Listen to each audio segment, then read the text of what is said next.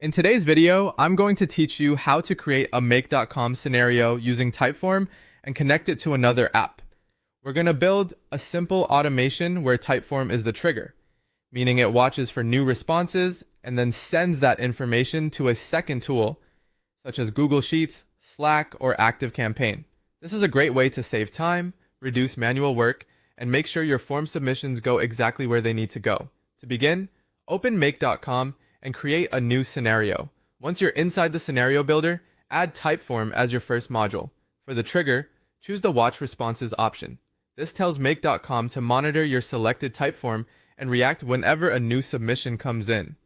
Next, connect your Typeform account. During this step, make.com will ask for permission to access your forms.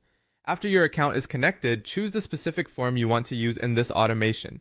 Once that's selected, fetch a sample payload. This part is important because the sample response gives make.com real data to work with, so you can clearly see the fields coming from Typeform and use them correctly in the next step. If your form has multiple question types, reviewing the sample carefully will help you identify which answers belong to which fields. After that, add your secondary module. This can be whichever app you want to send the Typeform data into, depending on your workflow. For example, you might add Google Sheets to log responses in a spreadsheet, Slack to send a team notification, or ActiveCampaign to create or update a contact. Choose the action that fits your goal and then connect that account if needed. Now it's time to map the data. This is where you link information from the Typeform output to the input fields in your second module.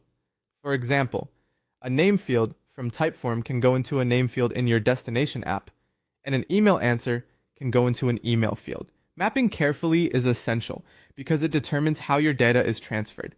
Take a moment to confirm that each field is matched correctly so the automation behaves the way you expect. Once everything looks good, turn the scenario schedule on. This activates the automation, so make.com can start watching for new Typeform responses and send them to your connected app automatically.